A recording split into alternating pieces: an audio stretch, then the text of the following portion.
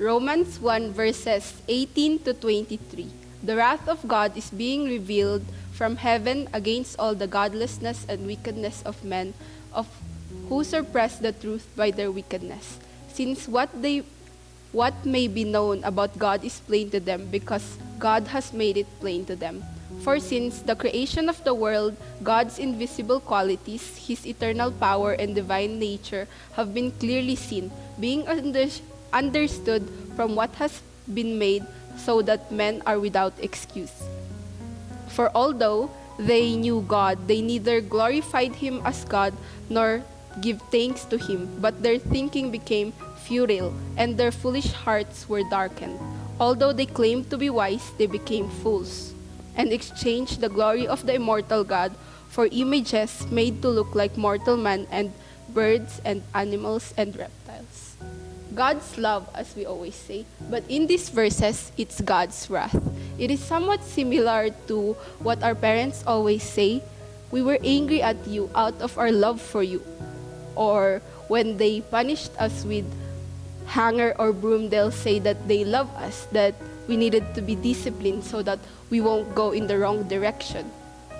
It feels so wrong when we are in that situation, but one day we could be grateful for that. But those punishments are made in the first place if we had not done anything wrong. It is the same to these verses, because God is love. Of course, He will do something about our sins and wrongdoings, or as mentioned, the godlessness and wickedness of man. We were told that there should be no excuses on denying Him or not knowing Him. For God's invisible qualities, His eternal power and divine nature have been clearly shown to us. So no excuses. As to artworks, artists have their signatured pieces for people to easily recognize that it is truly them. For God, look around. He is everywhere. His power and wisdom are portrayed through the breathtaking views, the beauty of nature, and me. Have you ever wondered how all these beautiful things existed? And they always leave us in awe.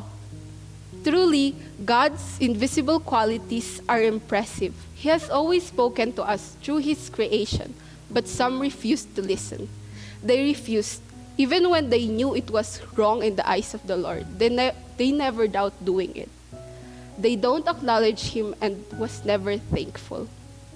They go on their own ways and own reasonings. Hence, as mentioned, they became futile and their hearts were darkened.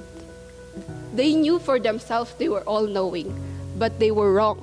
Listen, God is near to us. He can be our Savior and friend or the judge. Let us pray.